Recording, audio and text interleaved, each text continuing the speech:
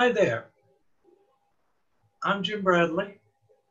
I write a blog called Under the Castro Oil Tree. You can find it at bloggerspot.com. But I'm going to read some of my blogs from this week for you. And I need to say before I start, because some of these are pretty political, that every opinion I state is mine and mine alone. Starting with Sunday, August 16th. This is not political. It's called I Can't Find Anything.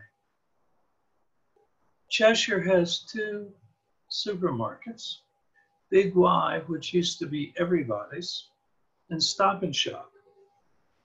After Everybody's became Big Y, they expanded into an empty restaurant next door and became much larger.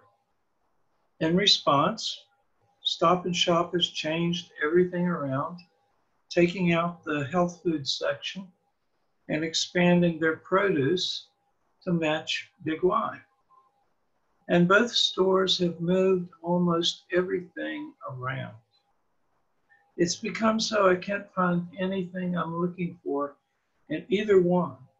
And I'm walking around searching for pickles, much more than I want to be. I guess it's a sign of age. I don't want things to change. I want everything to stay the same, so I won't be confused and I can find the pickles where they used to be. This is from Tuesday, August the 18th. It's called the Democratic Convention, Night 1. It was odd, a convention without crowds, but it is as it should be in the days of this virus. It was quite a lot in a little over 2 hours. Republican John Kasich in a field where a road had two forks. People from every state and territory singing the national anthem. A lovely host asking questions of many ordinary people. Bernie Sanders in front of a decade full of wood for the stove, lots of entertainment, and most of all, Michelle Obama's moving speech and firm denunciation of the president. I thought it was done pretty flawlessly in the technology. How hard that must have been to pull off. Very upbeat. We, the people, was the theme. Watch it on YouTube if you didn't see it. Lordy, lordy, upbeat and uniting. Just what we need in these strange and dangerous times. This is from Wednesday, August the 19th, 2020. I watched night 2 of the Democratic Convention. It was all about Joe Biden being the right one, a healer, open to everyone. A lovely tribute at one point to John McCain and Joe's friendship. He was nominated not by a politician, but by a Black female elevator operator who Joe befriended years ago. Jill gave a lovely, loving speech about her husband, on and on and on. But when I went to bed, I got a searing pain across the middle of my back, excruciating. Excuse me. Nothing worked, so I woke Vern at 2 a.m. to take me to Mid-State Hospital in Merida. I could hardly walk when we got to the emergency room. But even at that hour, things moved slowly. Finally, a nurse took me into a room and put me on a bed with my head elevated. While she asked me endless questions, I began to relax some. By the time she left and told me a doctor would be in soon, my pain was gone. It was like a miracle. After waiting 15 minutes, I called her back and told her I wanted to go home. I asked her how long the doctor would be, and she said 15 to 20 minutes. That sealed it. She made me walk up and down several hallways before agreeing to let me leave. I even drove home, and we got into bed about 4:15.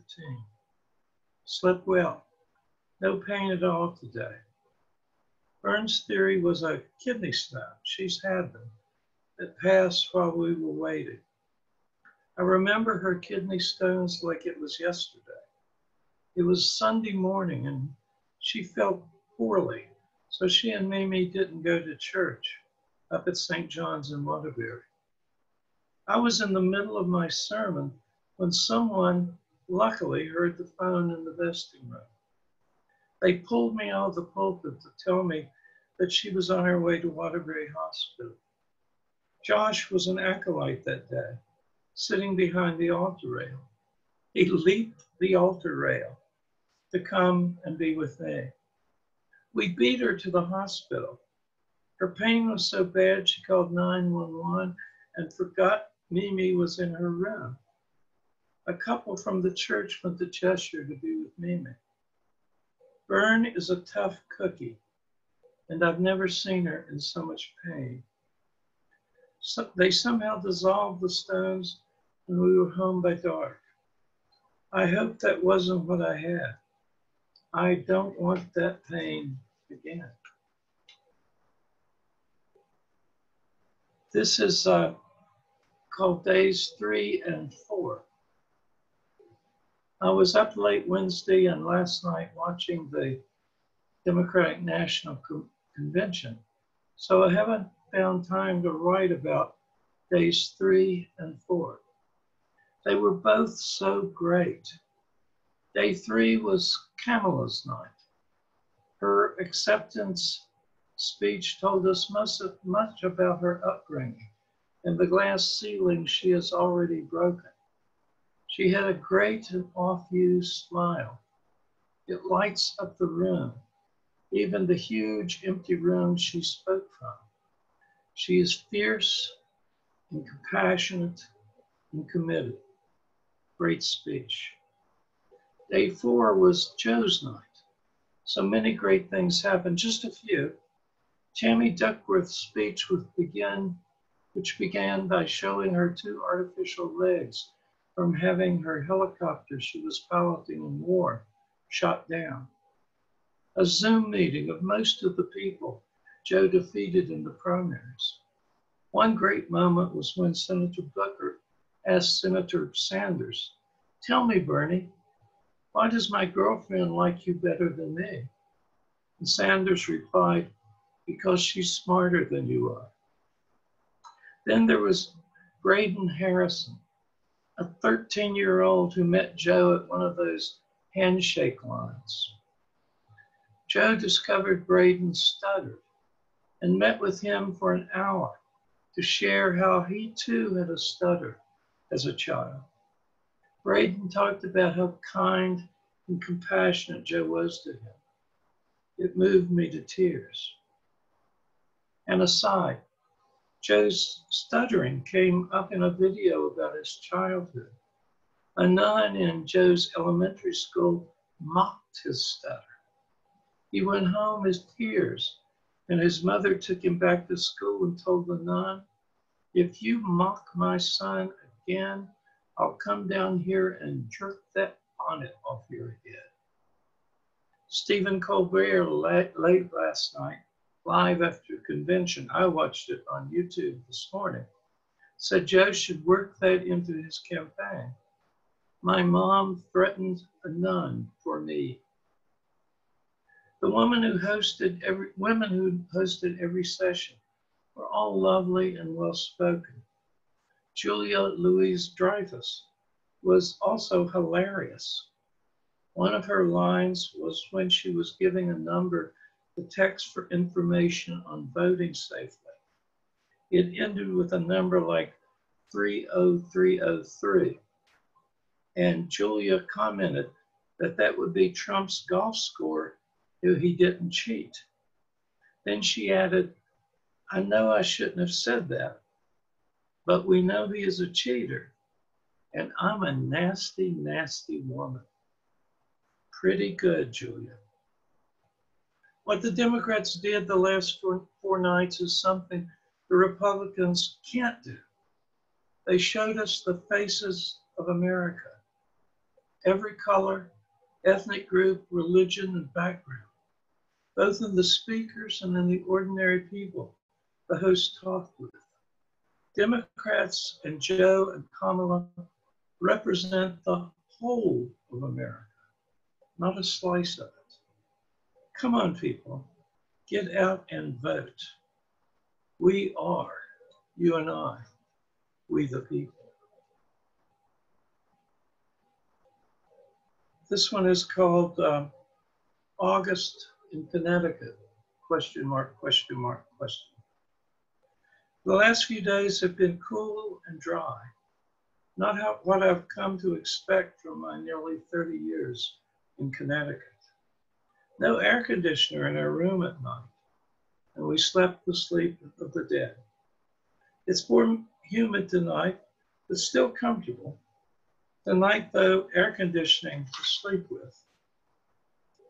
But it was wondrous, this coolness, while it lasted. My next one is called cancer. I had prostate cancer about 12 years ago. I found a woman oncologist in New York City and made an appointment to talk with her. I wanted a woman, since she didn't have a prostate gland and would have a non-biased opinion. I told her about my problem. She looked at my medical records, and I asked her, if I were your brother, what would you tell me to do? She thought a minute and said, yank it out. She recommended a surgeon in Greenwich who yanked out my prostate at Greenwich Hospital. Greenwich Hospital is more like a hotel than a hospital. You can't see any other doors from your room's door. And down in the lobby, which every room is exposed to, someone was always playing the piano. The current president has mutated much of our democracy, just like cancer mutates ordinary cells into something dangerous. Like my prostate gland, he needs to be yanked out of office. We can do that on November 3rd, if enough of us vote. He's trying as best he can to prevent all of us from voting by trying to destroy the Postal Service. Congress is trying oh so hard in both parties to prevent that. Not much to do with cancer, but yank it out. Let's do that, okay? And this last one is called Memory. It's from Saturday, August 22nd. Memory. I'm reading a great book by John Sandford called Masked Prey. Vern told me I read it already just a few months ago. I believe her, but I'm 2/3 through and don't remember reading it. Maybe my memory is slipping away. That would mean I could get my 7 favorite books and read them over and over again as if for the first time. I'd like that, as weird as it sounds. Not having to read books I don't like. Maybe my memory is improving at this moment because I think about that I wrote this about losing my memory and reading the same books over and over before in this blog. I think I did, but of course, I don't remember when. This is Jim Bradley. I write under the castor oil tree, and all the opinions in my blog are mine and mine alone. And I really appreciate you watching, and I hope to see you again soon. Thank you so much.